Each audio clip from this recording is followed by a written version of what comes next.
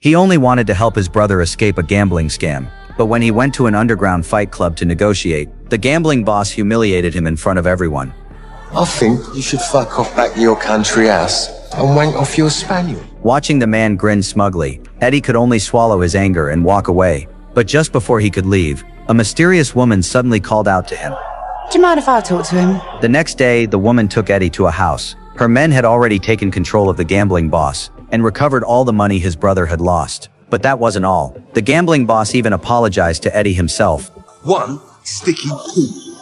The man who had been so arrogant 2 nights ago was now lying on the floor covered in injuries, weakly repeating that he was sorry. Eddie was born into an aristocratic family and had never seen anything like this, but the woman remained completely calm. You said you were gonna talk to him. Oh, we did. Don't worry about him. We did him a favour. We disciplined the dog, not the man. And what's that supposed to mean? Too much untrained dog. And we are in the dog training business. A few days earlier at the Syrian border, Eddie was on duty when he stopped a car for a routine inspection. But as the window slowly rolled down, he saw the familiar face of his family's butlers and immediately knew something had gone wrong back home. His elderly father was dying. He had to rush home and prepare for the funeral. With mixed emotions, Eddie got into the car and headed home. The Halstead family owned a massive estate spanning 60,000 square meters. Everything about it reflected the luxury of British aristocracy. Welcome home, sir.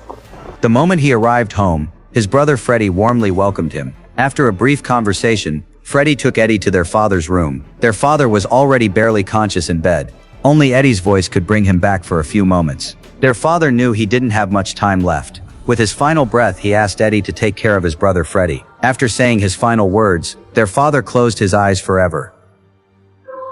After the funeral, his sister urged him to fight for the inheritance. But according to family tradition, the title always went to the eldest son. Eddie knew that as the younger son, he had no claim to the title. Besides, he had no interest in the family fortune or the title. But when the butler began reading the will, everyone was stunned. Their father had broken tradition and named Eddie as the new heir. Freddie froze in shock. Then he snapped and started shouting. He tried to challenge the will, but none of it mattered.